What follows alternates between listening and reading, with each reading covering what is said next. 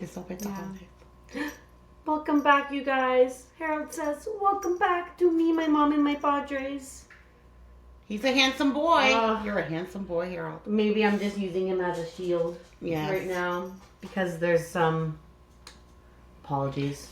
But before that, we didn't plan this, but we're ready to celebrate the holidays. Well, obviously. Yeah, I kind of planned it because I saw you in yours. And I guess so. I didn't plan it. No. I'm like, what am I going to wear? I was going to put on a sweatshirt, and I'm like, it's like a freaking gorgeous day today. It's like low to mid 70s, something like that. That's going to the beach, I think. Yeah. So, I know, right? So, but it's been a while, and it's my fault. I had to 100%. explain to it to my mom. We had a video recorded right after Schilt announced his retirement. Right after he announced his retirement. Right before the World Series. We had a whole episode recorded. And for some reason, which I still don't understand, Maddie never posted it. So, it's been... So basically, the last time we've published anything, it was during the regular season, like 2 months ago.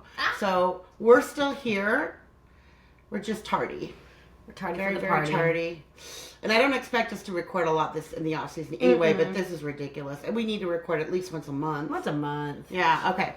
Give the people something. Something. And I didn't realize you guys cared, but I've had a couple people ask me, what happened to the podcast? So, thanks. We're back, thanks baby. for caring. Yes, thank you. Okay. So how do you want to start this? I'll let you take... Okay, well, first of all, it's the off season, not a lot to talk about. But I just want to throw out there that San Diego is winning. We're so winning that I don't know if you read the article in today's, probably not, in today's Union Tribune, that because the Aztec football team is so freaking successful this season, and our soccer team, if they both win their next, if both of them win their next games, that means they're both hosting playoff, big time playoff games. For the Aztecs, it would be the Mountain West Championship game. So there'd be championship games. And championship games for SDFC. They're both supposed to be scheduled the same day at Snapdragon Stadium. So the Padres have already told the Aztecs you can have your football game at Petco. And SDSU said that would work. That'd be great. We've done football games there, or they've done the Holiday Bowl in there. So we'll do that. And then the soccer team, the SDFC will get, we'll have the Snapdragon all set up for them. Gosh. So we're winning. And the Aztec basketball team, after a dreadful, dreadful game against Michigan, I don't know if you saw that. Didn't look good. Well, last night they beat the shit out of Oregon. So there's hope for our basketball team. We're winning. Too. So we're winning. It helps. Someone commented that, like, how depressing would it be if the first championship game in San Diego won at Petco Park was not by the Padres? Oh my God. Nah, but sir. So guys, step it up. Now let's move on to our Padres, because that's really what we're here for. I mean, I think we could say bye to Mike Schultz, since we know we're recording this one, whatever. We could talk very briefly. We talked about him already on the last one. It was interesting reading AC's article. Was it AC's? About how he was so toxic. Yes. Yeah. I could see that, because like I said in the last podcast, I got that vibe the way he talked to reporters, because he reminded me instantly about this horrible, dehumanizing manager I had at one point, who was so bad that they had to bring in human resources because one of my cohorts threatened to kill her. Like, for real. Like, this was many, many years ago, but it was a big deal. But that's how horrible and dehumanizing that this manager was. And I got a sense of that for Mike Schultz, the sarcasm and the make you feel stupid for asking questions and stuff like that. And I'm like, that reminds me of that crazy manager I had. So it wasn't completely surprising. I don't know if you saw this, but he already has a new job in baseball. He just today announced that he's back working he's in the minor league systems again for the Orioles. Okay. And people are like, he didn't retire. He said no. He said he had really no interest in being a manager anymore. I don't think yet. He's still not old. He's retiring as a manager. He's like my age, and God knows Dad can't retire yet. So he's not. He said he doesn't want to be a manager again, but didn't say he was going to get out of baseball. So he's back doing, I think, the things that he really enjoys doing. So he's back in player development, basically. Which good on him. Whatever. So I think he's doing some TV analysis too, which is kind of interesting. Well, and then we can talk about the future of the Padres now, because we did throw in some names into a hat as to who we thought the next manager was going to be. I don't think. And Craig Stammen definitely was not one of them. I don't think Craig Stammen was on it wasn't anyone's hat pick. No. So, and it just all. What's your feeling? Okay, so what's your feeling on that? Well, what were your initial feelings? And the initial feelings when it first announced was, what the fuck? I remember you texted me that. And you're like, Stan the man? Yeah. Like, what are you talking about? And then I had to obviously Google it. I'm like, what? It was a bit of a surprise, but kind of. I didn't really have many thoughts because I don't even know. I didn't have many thoughts because it's the Padres, It's someone that we have at least spoken about being a leader. Yeah. When he was on the team, talking about how we could see him coaching one day. Did I think it was going to go straight to a managerial position? Exactly. No, it did not. I thought it was going to be more in a pitching side. But, it's weird. It's weird. I think my overall take was it's weird. But then,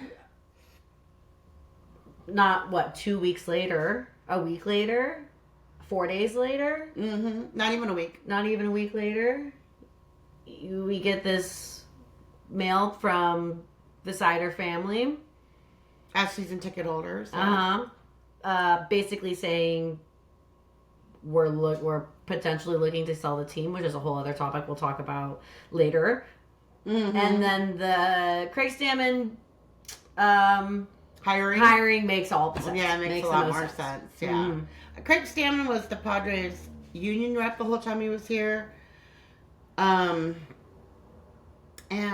he was also the Roberto Clemente nominee, I think, the whole time he was here too. So he has strong leadership skills apparently, and other people have said he will be a leader. Yes. He will be in something. Ted Leitner, I remember, had put something out there right away saying his initial opinion of Craig Stammen, like the first time he met him, was this guy's going to be a manager someday. But like you said, we're going to go straight from playing ball 2 years later. We're going to be full-on manager. Yeah, and so I'm going to, use my connections to say that I was, speaking to someone who works for a pretty large, baseball media team. Mm-hmm. I didn't ask them if I could use their name because it seemed a little bit, confidential, but, I was DMing them and I was asking them what they thought about the hiring process. And I don't know anything about that. I sent it to you and Spencer. Yes, I did. And, he had recently just met Tatis at a party. Oh, I know exactly what you're talking about now. And he spoke to Tatis, asked about his opinions on the Stammen, and he said Tatis loved it, and he helped him out a ton during his suspension. Right. And so, that doesn't hurt. It definitely helps our case when we said, we're looking for a manager that has good rapport with the team, and having good rapport with the team is going to result in wins, because that's what we noticed with Mike Schilt.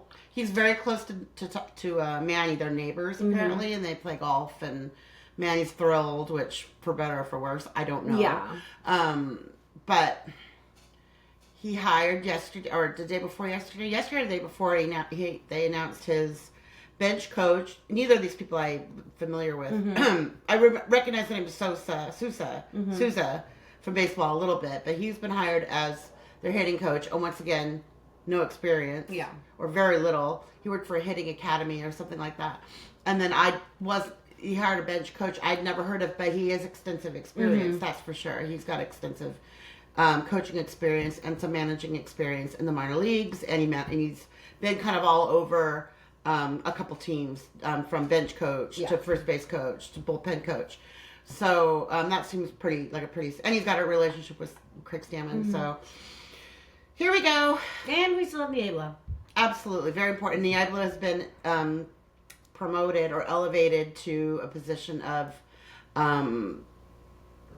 assistant manager or advisor or assistant to the regional manager. I don't know. Hand of the king. I don't know. Exactly. Yeah. You got the pin. Mm-hmm. So anyway, Yeah, we'll see. Now, again, we can move on to the sale of the team. Why do we have to have such drama-filled off seasons? What the hell? This isn't the drama that we're looking for. This is not the drama we're looking for. I mean, last year it was the lawsuit. Mm-hmm.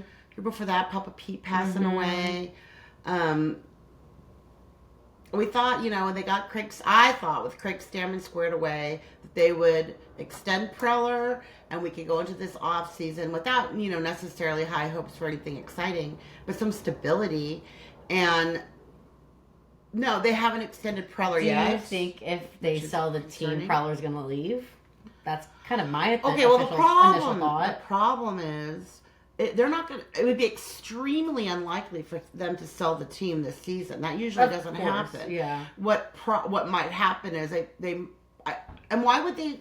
Who would want to buy a team with the work stoppage coming up? Mm-hmm. I don't think they're going to sell until 2028. Uh-huh. And Preller's got his contract ends this year. Everyone with knowledge, AUC, whoever, Casavelli or whatever. They're all Casavelli. Is that AJ Casavelli? Sure. Casavelli? I can't remember. Whatever.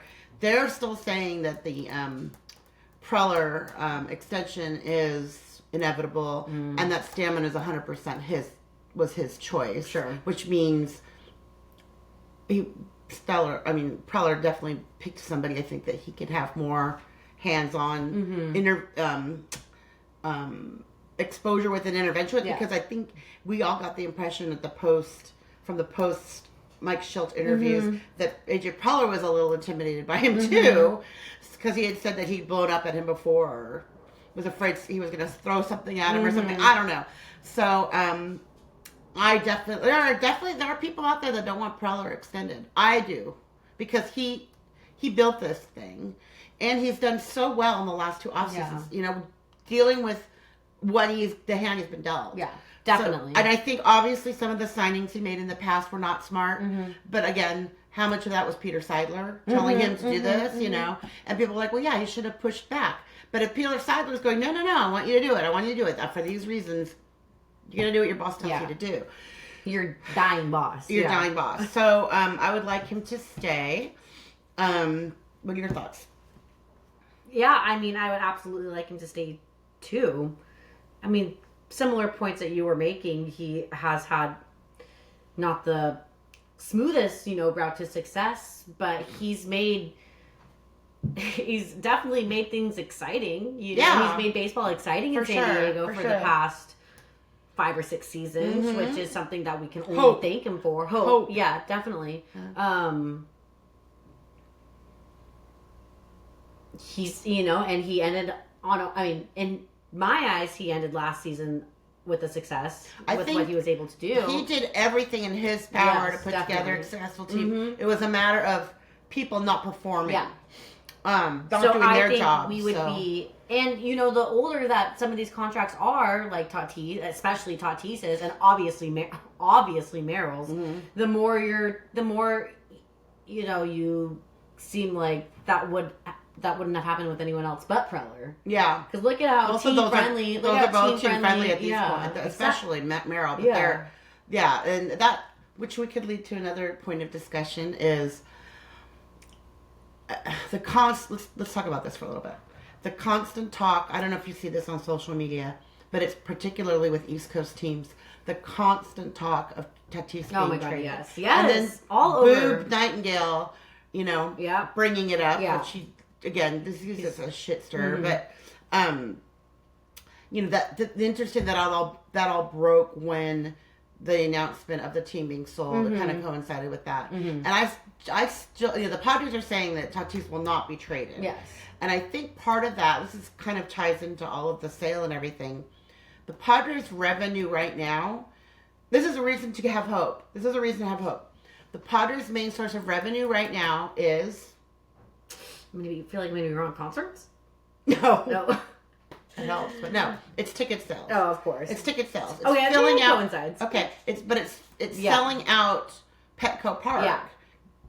Pretty much all season. They don't have a TV deal, or if they do, they've got this little tiny one, maybe through this new ESPN TV deal, but it hasn't been made public that they're getting anything for TV still.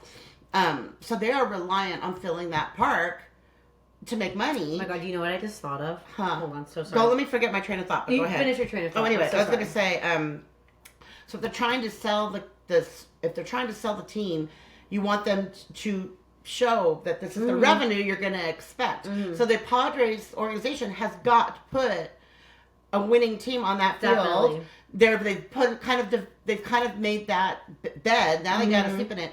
And I don't think trading Tatis would help with that. Yeah. I don't think that they can trade. When he's your main source of revenue. Yeah. Well, he brings people in. That's what I'm saying. And I don't think they could trade for him and get anything that's going to help us more right now. Yeah. Now, if you want to talk about maybe after 2028 or maybe after the sale of the team, when we're getting towards the end closer to the end of this contract, and we need to restock our farm system. But we're also supposed to have another top 10 farm system this year. No, we're not. Yes, we are. On ESPN.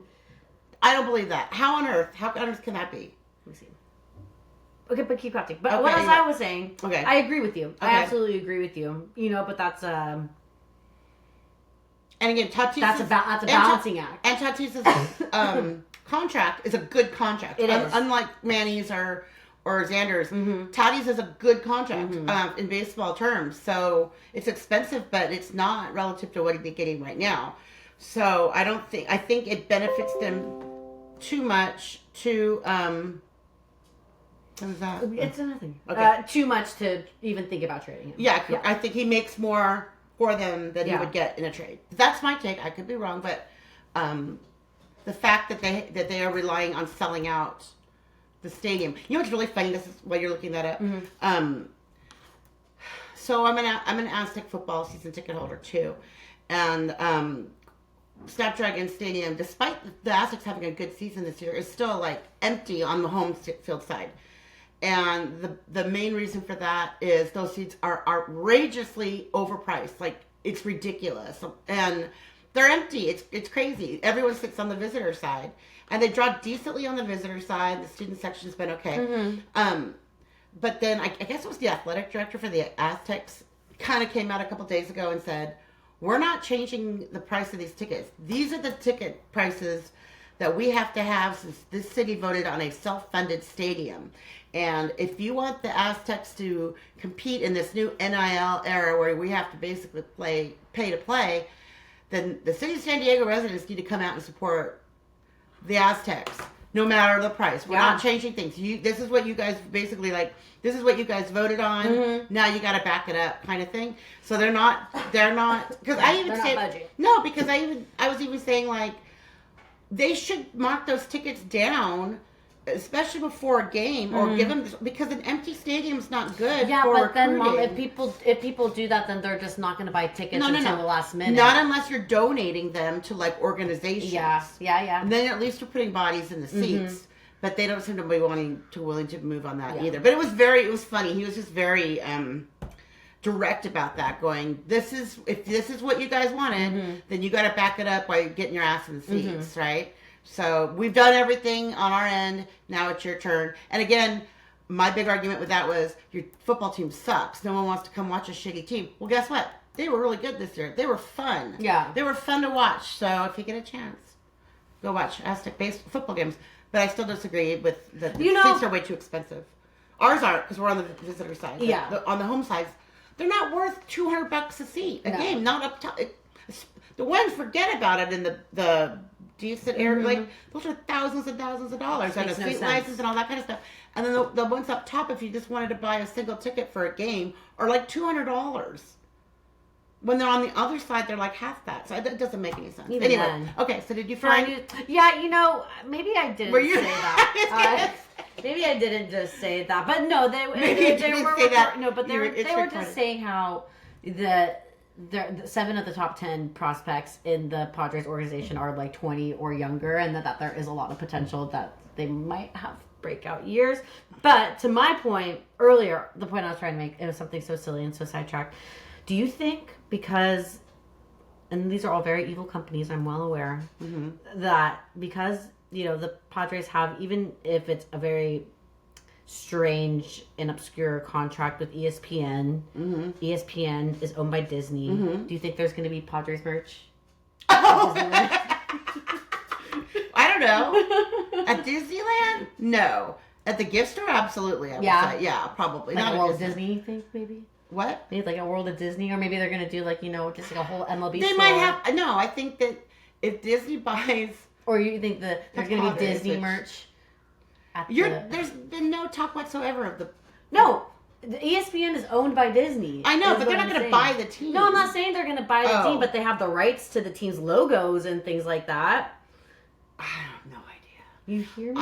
I hear you. And I want to say that I think that that's something that could happen regardless of who owns the rights or not, because you see Disney shit everywhere. And that's something you would buy, I know that. But I would buy it. Because you are kind of a Disney adult. Mm-mm. You're not? No? I'm so sorry. Hold on. Not upset her. No. You're not a Disney adult. You're just a annual pass holder, and you go once a week. I don't go once a week. I'd say it's maybe bi-weekly. Okay, so but this is just been in the past like 2 months or so. But you're not a Disney adult. I don't have like any Disney tattoos or like Disney merch, or I'm not out here naming my cats Simba and Nala. Okay. Yeah, I think a lot of it is. I just appreciate it. I like a good time. You don't walk around with a lanyard with a bunch of pins on? Well, hold on. Wait a minute. I spoke too soon. And I was really... And to do that at Disneyland isn't such a crime. It's the people I see coming into my work... Well, I don't care. I don't mean to make fun of people, but there's people that come in with their work lanyards and they're covered in their Disney pins. There is fun, just like... do you do the trading? I just started. She's a Disney adult. Honorary pirate. She's a Disney adult. She is. Anyways. Who'd have thunk it? You need some joy in all this torture. Yes. Yes. And I get crunk at DCA. But nevertheless, Padres. So then, what are we expecting for this off season? Not much. Nothing. Right? Mm-mm. Absolutely. Congrats, Hart. On your signing. Proud of you. Congrats, Campusano. I know. I think they're both taking advantage of being at the right place at the right time, because we don't have a lot. But also, I understand Campusano has had straight up a disappointing career in the major leagues, but the way that Schilt just so obviously hated that kid was just so... Bob Melvin didn't like him either. But he at least gave him some chances. It was so bizarre to me.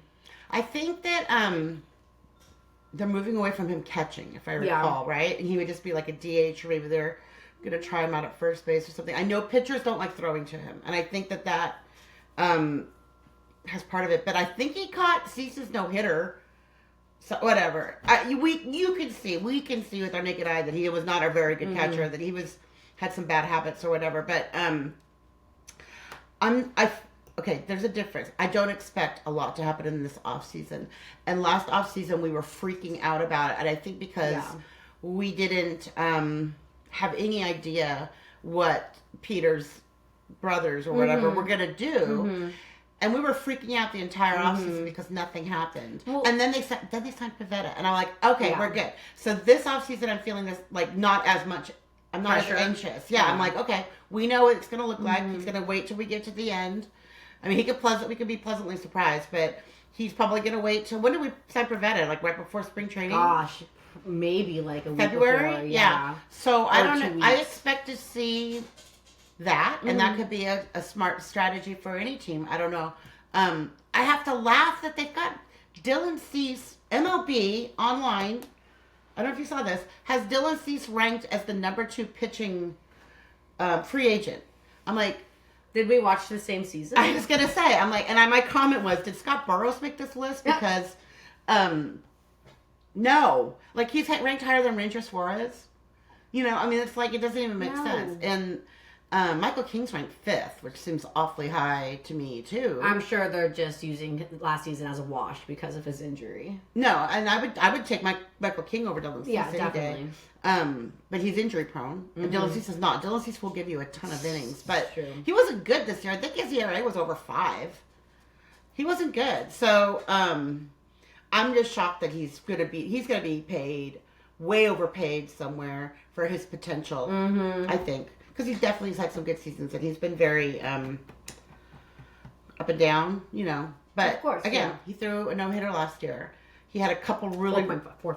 A 4.5, not great, not number 2 freaking free. Yeah. Anyway, so that was kind of surprising. So what do you think it's going to look like, Matt, this offseason? God, I think what you were saying as far as our feelings go, that we're not going to feel that pressure. There's going to be it's going to be more of a lull, I guess, than a freak out. Mm-hmm.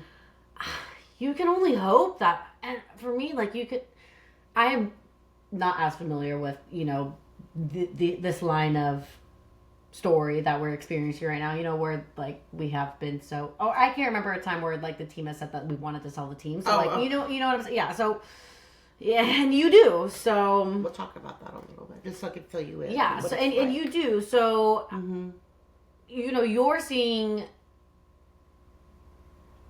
a potential, whether it be slide or not. It just sounds all bad to me. So as long as they aren't trying to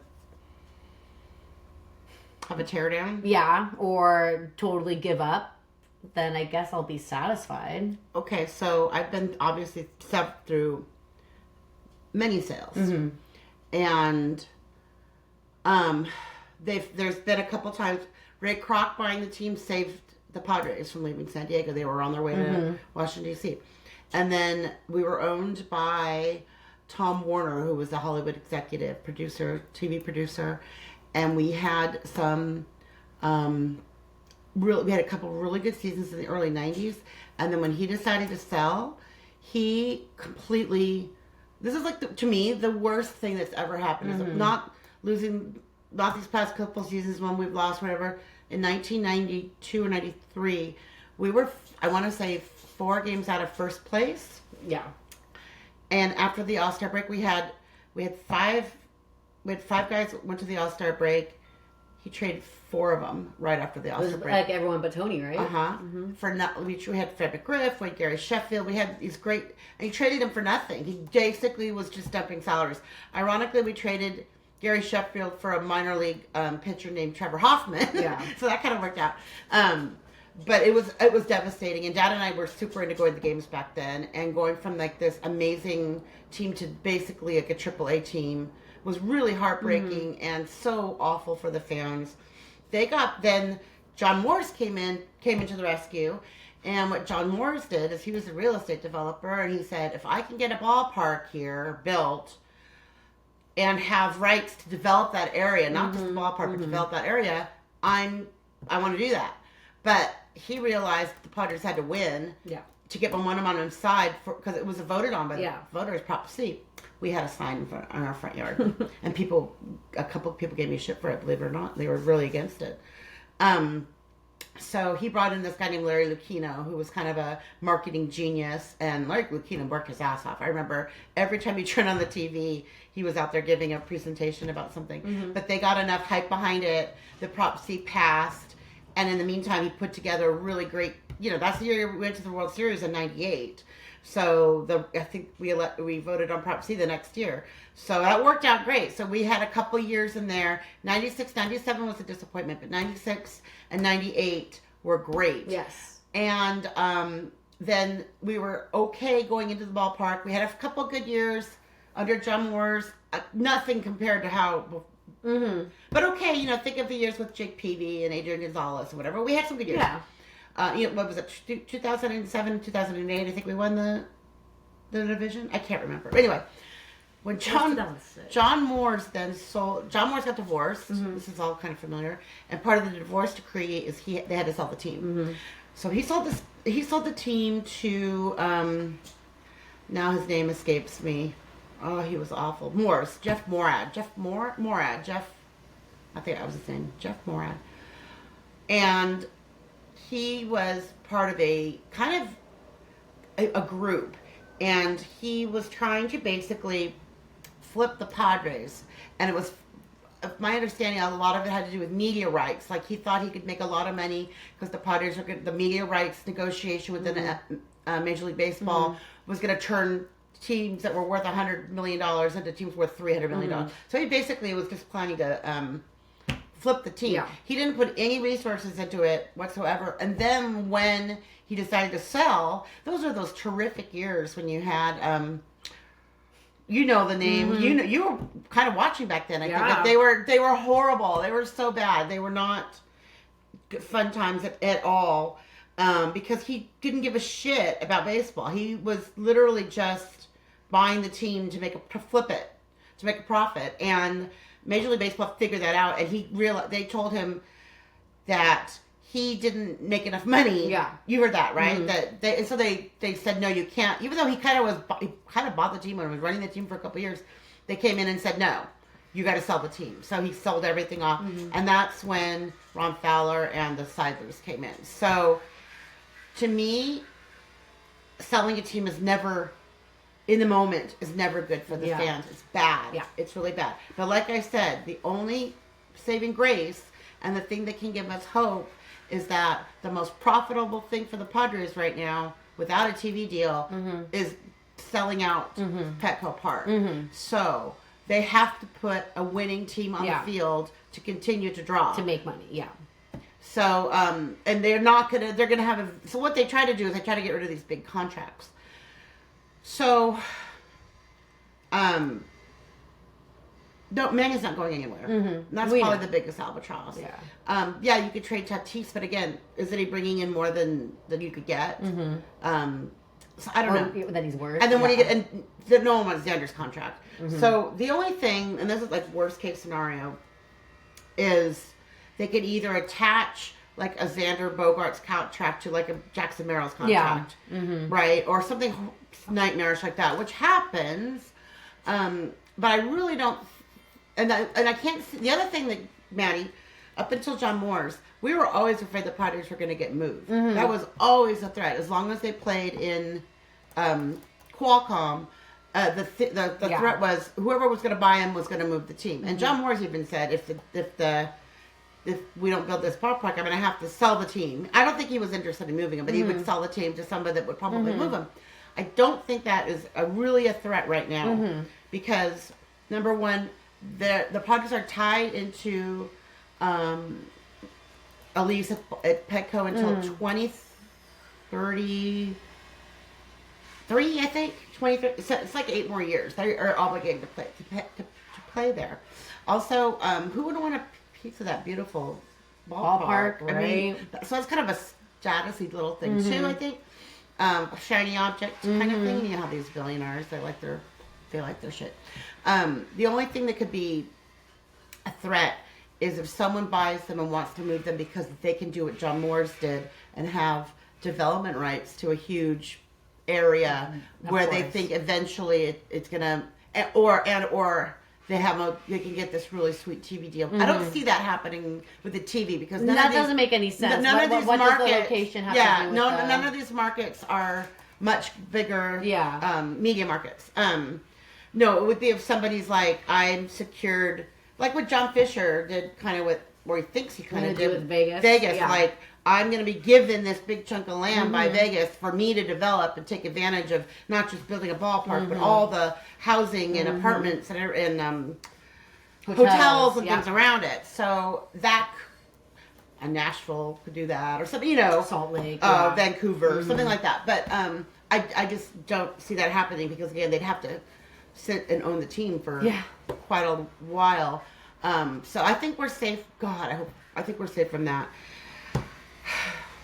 There are my thoughts. Welcome to my TED Talk on the sale of the Padres. You had some thoughts, girl. That was well said. I don't think any of it's wrong, though. Right? I don't think any of it's wrong at all. No, I think you bring a lot of clarity, to the situation. It's my speculation. It's I'm not. I'm making this shit up. I don't know anything for sure, but it just seems to me that. I mean, it's a bit of a deductive reasoning based off of what you've experienced as a fan. Why they have to fill we're in a completely different situation it's just, now. It's just a little stressy because when you spoke about the timeline, it sounded like it was good and then it was bad and then it was good and then it was bad. That's and true. It was good and then it was bad, and we just had good. Exactly. So now that's very true. Probably time for bad. Maddie is 100% right. A lot of the times, the only time I can think of where we sold the team and it got really bad. So we gave it to bad. Yeah. That Morad guy. Every other time we've kind of sold the team, they've gotten Rick Kroc bought the Padres, and it took a while, but they eventually got to the World Series. And then when he sold them, they were good for a while under Werner. Then he sold them.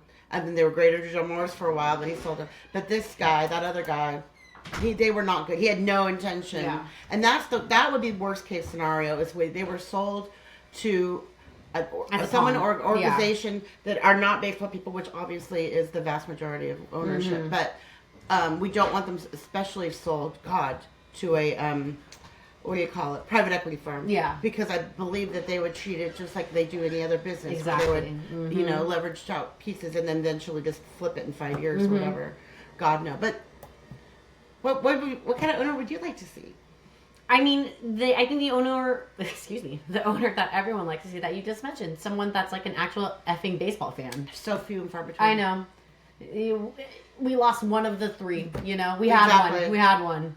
There's not any Cohens out there. There's a couple. Or maybe someone, even if they just like express optimism, I guess, too. Transparency is so impossible to come by with big organizations, but, as frustrating as the Seidler's statement is, at least they're being freaking honest with us, and at least they gave it a go, I think they tried. I think that I was not at all surprised that they were going to sell the team. Yeah. I think it was very obvious that none of these people wanted to have anything to do with this. I don't blame them for that. This is not a passion they have. Yeah, but I also don't I also think that they didn't just try. They could have totally just said F it, like let's make the money where we can now and then bounce. But I mean, like you said, they don't want to do it. They don't want to do it, but they don't want to totally screw the team over. Well, they want to honor Peter's wishes, which this isn't. They didn't. Yeah. Peter said he didn't want them. He wanted the team to stay in his family, but I don't want my team owned by someone that doesn't care. Well, honestly, I'm sure.